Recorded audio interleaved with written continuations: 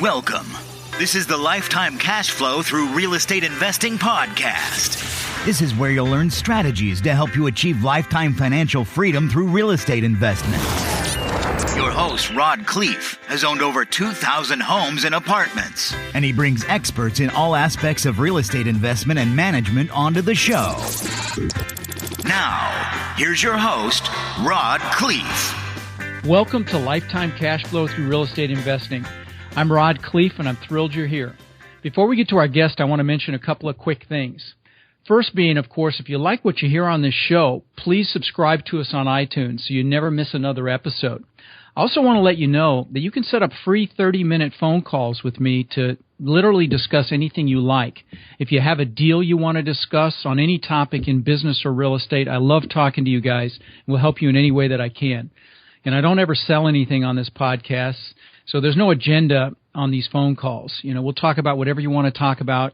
Now, I only have time for 2 or 3 of these calls a week, but you can schedule them directly on my calendar, which is on lifetimecashflowpodcast.com. All right, let's get this party started. I know you're going to get incredible value from the man we're talking to today.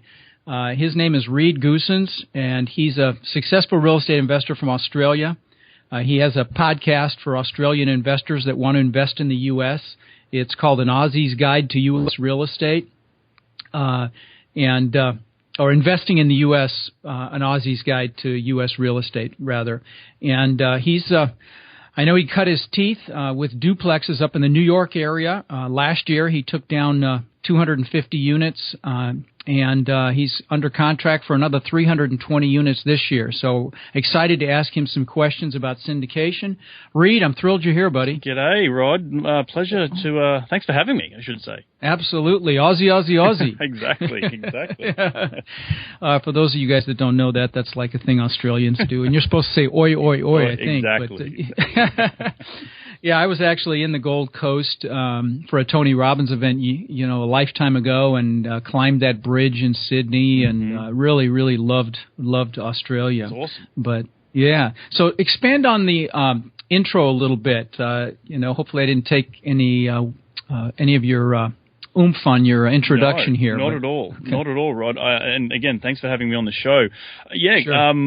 My background's, as you know, I'm clearly Australian, and I moved to the United States in 2012, and my background is, I studied in structural engineering, and when I moved here, I was a structural engineer, and I developed a passion for real estate because I was, you know, my why factor is that I was sick of my day job and I wanted to do more with my life. And when I moved here, the barriers to entry are a lot lower in the United States compared to back home in Australia, and I saw just, you know, the value of buying, you know, $50,000 and you can buy a duplex that, you know, creates $1,300 a month, and I was like, wow, that's incredible. You would never find that in Australia. And, you know, that low barrier meant that I could buy a couple of them straight off the bat. Now, granted, I didn't have any credit or credit scores with the banks because I was brand new. So I had to sort of buy everything all cash. And I, as I said, I cut my teeth on some duplexes up in upstate New York. Got to a point where I was, you know, ran out of my own money after about a year and a half or 2 years of doing this, you know, going in, buying a distressed property, doing it up a little bit, getting some better tenants in it, increasing the rent or increasing somewhat the cash flow, maybe by $50, $60 a month. And I really saw that a good value in doing that. And I really didn't understand what I was doing. I just sort of was doing it. And it wasn't until I spoke to a friend of mine from Canada who had taken down some large apartments up there, unbeknownst to me, that he sort of explained a little bit more about the power of the cap rate and the enforcing the net operating income. And to cut a long story short, I went into needing to use other people's money to grow my business because I was really passionate about real estate investing and growing my long-term wealth. So that's where I went and developed a brand, and I developed RSN Property Group. And then that's where I went a step further, and I helped a couple of my partners and we were able to syndicate on a large deal in Texas last year, 250 units, which was really, really incredible. Had no idea I was going to do my first major multifamily deal. of that size. And now I'm really into the finding investors and connecting investors with our deals now, and really just continuing to grow my business here in the United States. I do have a bit of a flavor to try and get international investors to come to the United States because there is such good yield. But I do have a lot of American investors involved with what I'm doing here in the United States market, and particularly in Texas. We've got some deals in Philadelphia, again in upstate New York as well. But we're across a few different states. So that's sort of in a nutshell what I do and what I am. And I hope that answers your question, Rod. Yeah, sure. Now let's first talk about the duplexes for a moment. Mm-hmm. I mean, you paid cash for some duplexes in upstate New York. You were actually able to find some for $50,000 a piece, which is a phenomenal price. Was this a small town in New York, or where were you? Yeah, I was investing in Syracuse, New York, and in Buffalo. Okay. And the reason for that was because I could, I was living in New York City. It's an expensive city, and I couldn't buy a duplex for $50,000, but I could drive 4.5-5 hours, and I could be at the site. So that's why I chose just somewhere close that was cheap to when I first, starting out in real estate. Okay. So you self-managed those? No. 4.5 hours away, or you hired somebody? No, out there? I definitely hired someone, and through my education, I know that hiring a property manager is key. It's just a line item in your expenses, and it's just something you have to you've got to take into consideration when you're doing the cash flow analysis. Sure. Yeah, and you have to manage them, so Exactly. you have to be very careful in the selection process. So, okay, and then and you're in California now, correct? That's correct. The whole reason and I failed to mention this, the whole reason I moved to the United States is I moved here for love for my girlfriend. She is American, so she's from LA, and so that's why we moved back here. Okay. Well, I want to dissect play-by-play your Texas deal, the 250-unit deal. Cool. So, did you start your syndication process before you found the deal? I assume you did. Yeah. So this is let's talk about that. Yeah, then. This is a very interesting story, and I'm sure it will help a lot of people on your show, Rod, because I came to LA in beginning of middle of 2014. I just started this business, this brand. I had my mentor, and I was like, look, I need to get my brand out there. I just need to network with other people. And I started a networking event, and the reason to start a networking event was to increase my reach. Like you did a meetup group exactly, or something? A meetup group, just a small. We met at a bar, and we did it once a month. And I think the third or fourth month, I met this guy named Frank, and he came to the event, and we got chatting, and all of a sudden, we're at coffee a week later, and he's like, "Look, mate, I'm looking to break out from my day job. I work as an asset manager, blah blah blah. I've got this deal I want to take down, but I have no capital investors." And I said, "Well, hey, I've got some capital investors who are looking to place their money. Would would you want to do something?" And we, from that meetup event, he was able to bring a deal to me because I was struggling with deal flow because, as you know, Rod, trying to find investors and trying to find deals at the same time can be very, very time consuming. And, you need the power of having a good team around you is that you might be able to have a partner who can just focus on the deal flow and you can focus on the investors, or vice versa. That's actually the ideal scenario. Exactly. Some of the most successful people I know, that's how they do it. And one person's out there beating the bushes looking for money, and the other person's out there beating the bushes looking for deals. Exactly. So that's how this thing came together. This guy had a deal, and was this the Texas deal? That's correct. Or was that was the Texas deal, and that was the Texas deal. I had no idea that it was. I was like 250 units. Wow. Okay. And then so I introduced my mentor to Frank, this gentleman, and I raised some capital. My mentor raised some capital. Frank raised a bit of capital, and we just sort of bootstrapped this thing together. And it was just, there was a lot of sleepless nights, and let me back up for a second. Sure. So I want to really do this play by play, so the people listening can get an idea of how to put something like this together. Mm-hmm. So obviously you found an attorney that specializes in syndications to put your documents together. Yes, we definitely had an attorney who came involved with the deal. Okay. Yeah, that was one. And so they put together your LLCs. Your offering memorandum. You did a. You did an executive summary of the property, I take it? Yes. So to back it right up, Frank found the deal, came to me, we underwrote it, I introduced it to my mentor. We then went and we put an offer in. And now when we put the offer in, we were rejected. and we lost it to another group. But then they found out there was some fishy situation going on. Frank knew the broker. They fell out. The original, the first offer fell out of contract or for whatever reason, and we were the next ones in line. And the broker, due to relationships with Frank, had pushed us forward, and we were able to then get our offer accepted. That's when the sort of we hit the ground running in terms of having to raise money in a very short period of time, and had to. Oh wow! And had to do how much due diligence? I mean, how much time did you have before the money went hard? I think it was 60 days. So that's quite a bit. It's not too bad, but it was more the fact that trying to get everyone confident in the fact that what we were doing, given that it was our first major deal and of this size. So that's where we had to rely on a couple of our friends, mentors, family who had a little bit more pull to really, raise that capital. Then back to your original sort of the sequence of scenarios. So we got the offer accepted. We then went into due diligence. Coming to the end of due diligence, we then realized that we needed to go hard with our money. We then got the lawyers involved to start doing the syndication part of it in terms of the LLC and the PPM and all that good stuff that is involved with the investor subscription. Once that was in place, and that was sort of within the first week and a half, 2 weeks. So a week and a half into your due diligence, you're like, hey, we better get our syndication put together and get rolling here. Exactly. Okay, and so you had an attorney do that.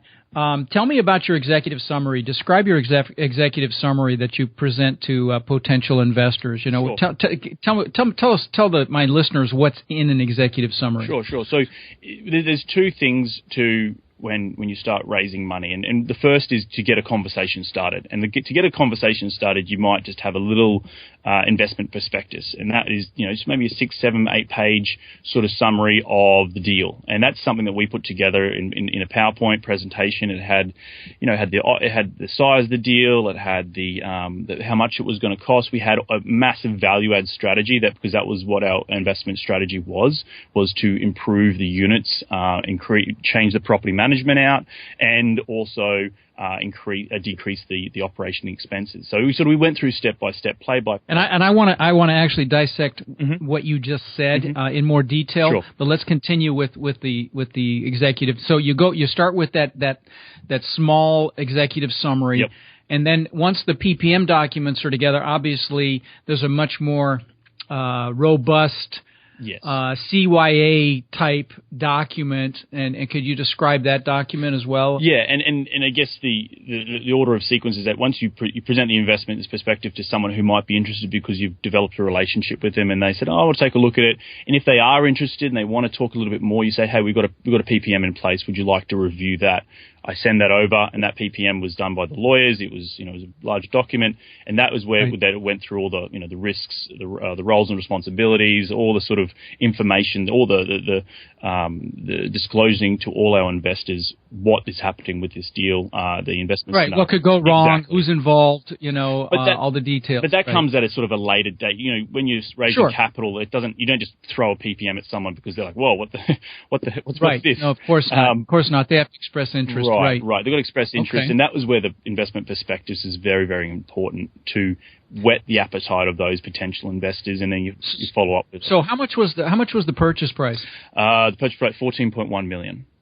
Okay, and how much did you have to raise? I think 3.5 million.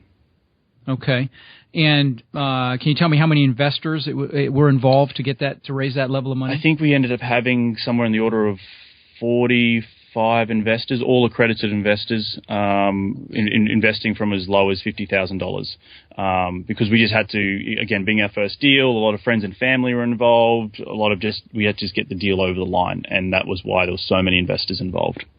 Sure. And for those of you that don't know what an accredited investor means, they have particular income and net worth requirements. Do you know what those are off the top of your head, Reed? Surely do. Know it very well. It's someone who has a minimum income of $200,000 a year or a net worth of $1 million, excluding the personal residence. That's right. Yeah. Okay.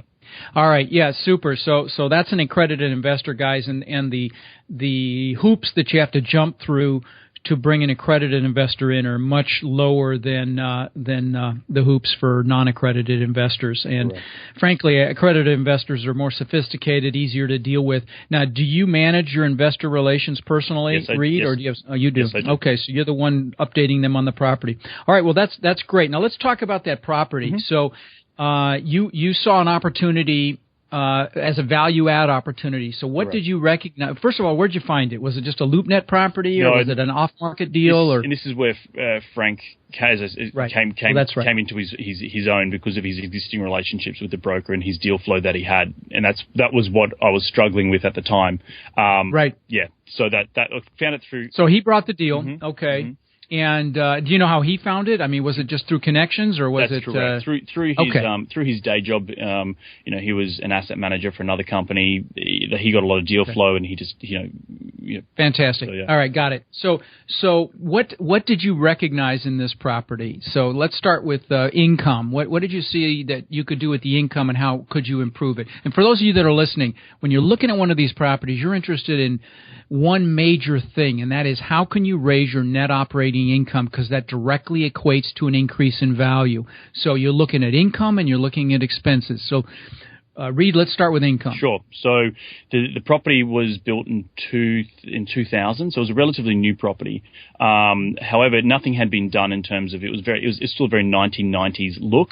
The current market, the current rents that they were getting for those 2 bedrooms and 3 bedrooms and single bedroom units was probably in the order of, I would say, between $80 to $100 below market rent. And we then understood the reason why, and that was because the property manager was out of state, and that was a major, it was a red flag, but it was a good flag to have it as being a red flag, because that meant that we could, change the property manager to a local guy who, does this day in, day out, which is a Class B asset with blue collar tenants.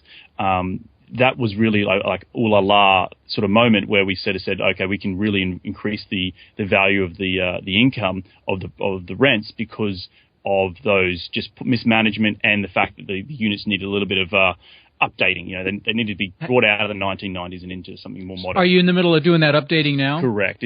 What sorts of things are you doing? Yeah, so we're going to go in and we are going in, replacing the appliances from white appliances to black appliances, replacing the countertops, replacing the tiling in the bathroom and the vanities. And another big thing that adds a lot of value that people really, really like is just replacing the light fixtures, from a simple strip light to maybe a little bit more fancy $30, $40 light from Home Depot or something, which just adds a lot of value. You're updating the bathrooms and the countertops. I just did some refinishing on tile in one of our units, where they go in and they paint the tile and they configure and they make the Formica countertops. They cut them down where they're edged and they look just like Corian when they're done, and they came out beautifully. It's something you may want to look into. It's much less than replacing tile. You just literally, it's a paint, but it's it comes with a 5 or 10 year warranty. I don't remember, but it's much less expensive than replacing. But anyway, that's just an aside. I don't want to go down that path, but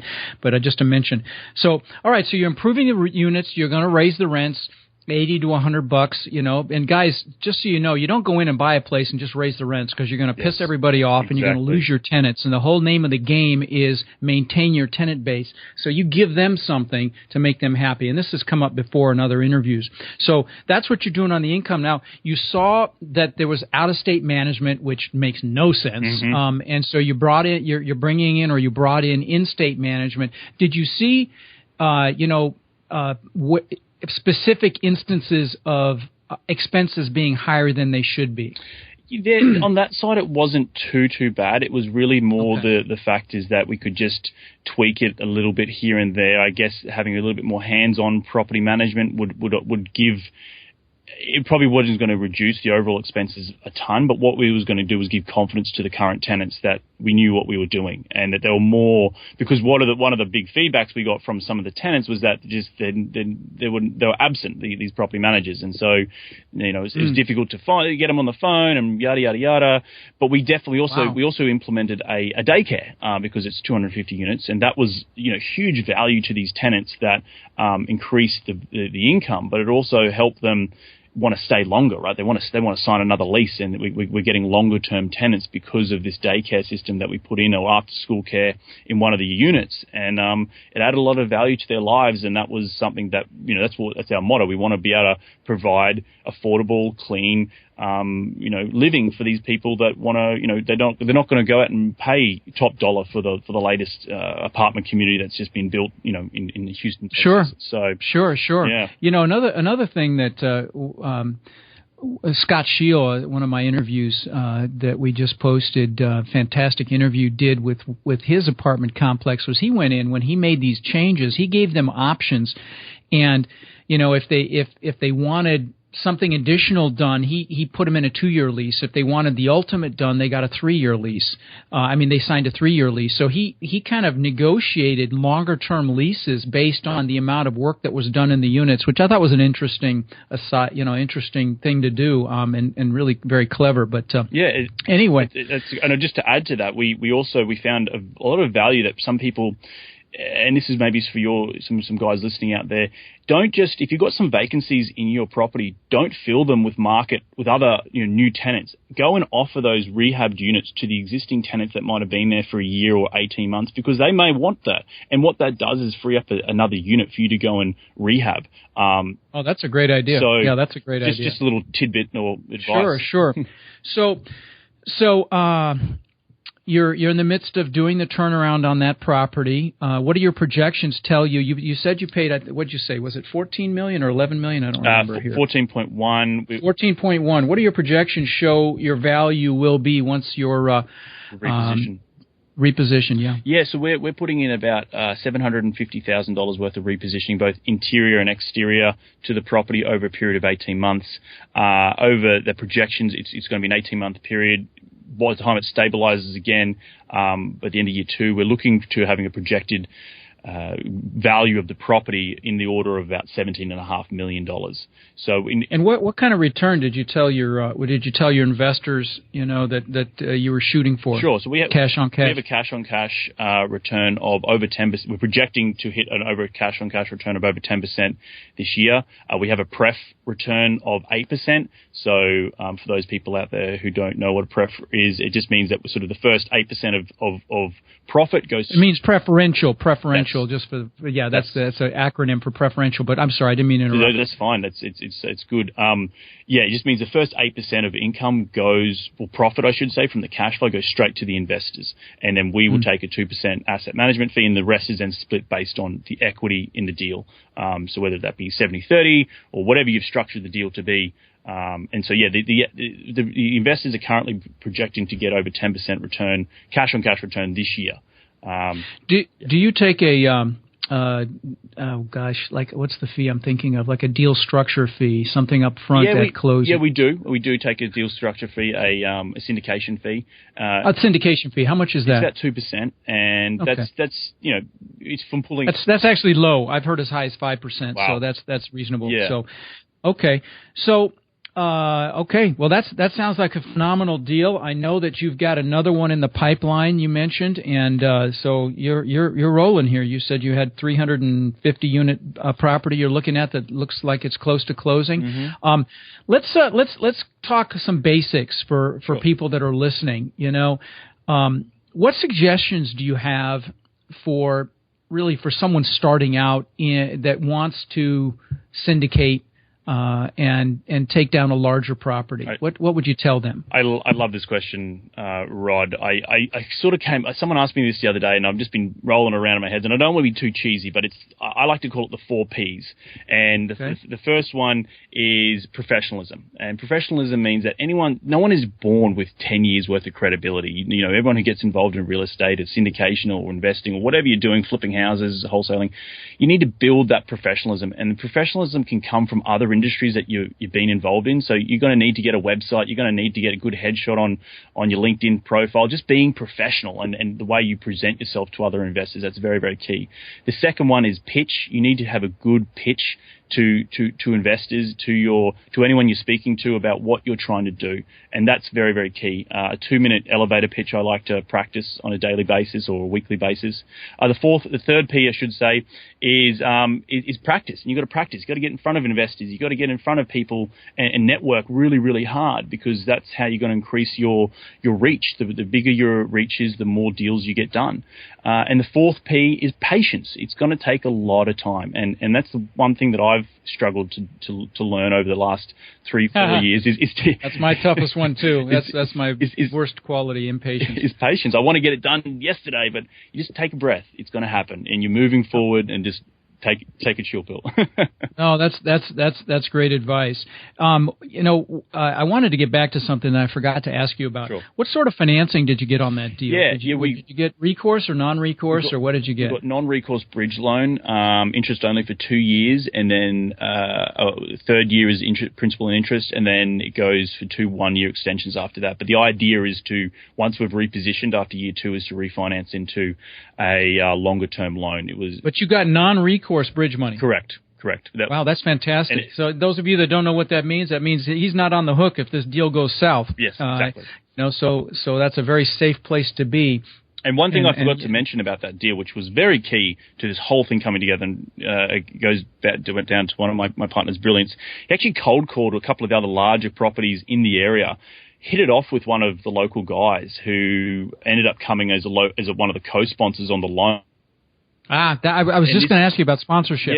Yeah. So, guys, for those of you that don't know what that means, if you're going to do a big deal like this, they're going to want someone on board that has done it or knows how to do it, and they're typically called a sponsor, and you're going to have to give them a small piece usually. And if they sign on the debt, they sign what's called a bad boy clause, and that means if there cannot be any fraud in the deal. I mean, they're not on the hook for the loan as long as there's nothing fraudulent going on, but they're gonna sign. They won't be personally responsible for the debt unless, again, something shady is going on. But sponsors are not that hard to get. You want someone that's done it before, and so that was real smart. Find somebody right there nearby that owns a unit and say, hey, I'll give you X% to help sponsor this deal. And that's what he did, right? That's what he did. And the caveat to that, or the key to this, was that he had a property management arm of his business. And so, which was already running over 1,000 properties in that sort of niche of 200 units, blue collar, in Houston. It was just everything went together. So which gives the bank incredible comfort. When they okay, I've already got 1,000 units in the area. I'm getting involved in this deal, and that's what you need when you get started, guys. And at some point you can be a sponsor, but to get started, you're going to need a sponsor in this size, in this caliber of property. Right. So that's a very good tip. Just sorry to cut you off there, Rod. With one other thing was, it was also very good to show to our investors, particularly being our first major deal. It's like, we've got a sponsor on the loan. Absolutely. But he's also instant credibility. But he's also the property manager, so he's got skin in the game, and he's now incentivized to make sure the property runs effectively. And that was key. That was like great business. It's brilliant. It's brilliant. And that's you guys should be looking for someone like that right out of the gate, because to have someone like that on your website as participating in whatever it is you're doing. We did it. I did it with mobile home parks. Found a guy that had 3,000 units in mobile home parks. Another guy that had owned 30,000 units, and they were on my website. And they are acting as sponsors, and instant credibility. You've got incredible seasoned, experienced people on your team. Mm-hmm. Now, you know what? I was going to ask you about your mentor, but before that, I want to ask you about your team. Tell me what kind of team you put together to get this done. Yeah, so there's my Frank, one of my partners. Right. There's also my mentor, who was very, very influential in this whole first deal. Tell me about him. Yeah. How'd you find him? Who is he? Yeah. So I don't want to plug. You're not a plugging type of guy. Am I allowed to mention names? Is that okay? Well, if you want to mention Sure. names, you can. I'm not going to stop you. Okay. His name's Joe Fairless. He has another great podcast. Joe. Okay, sure.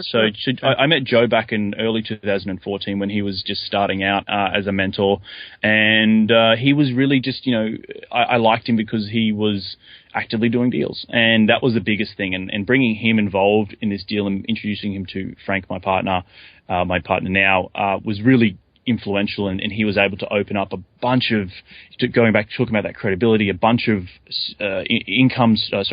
financial streams and open a bunch of doors which was very, very key. But I also helped, Joe through that relationship. I helped Joe. He created a bunch of wealth as well and a bunch of credibility, because if I bought him a bad deal, it wouldn't look good on me, right? So it was a cracking deal, and it was a win-win for everyone. So yeah, and those of you listening, you really highly recommend mentors. You need people like that, and they can be invaluable. They could be the ones that are adding credibility to your program, to your business model. They could be the ones that are sponsoring, or they could be just whispering in your ear. Mm-hmm. But you definitely need mentors.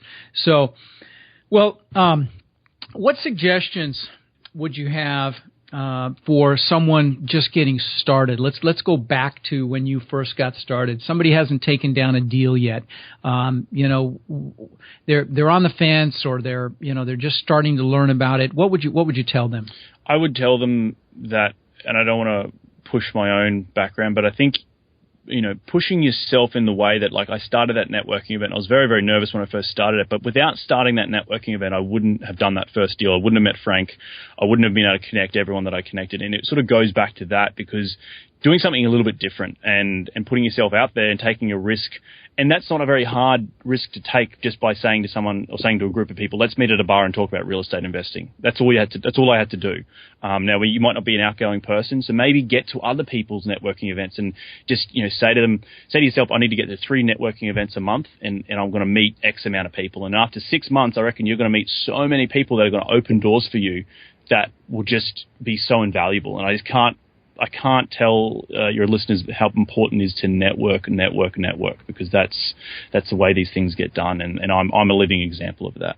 Yeah, I totally agree. I go to lots of workshops and seminars and boot camps, and even real estate ones, and the real deals and the real connections that you make out in the hallway are much more valuable than the content you're getting inside the room. So you're absolutely right.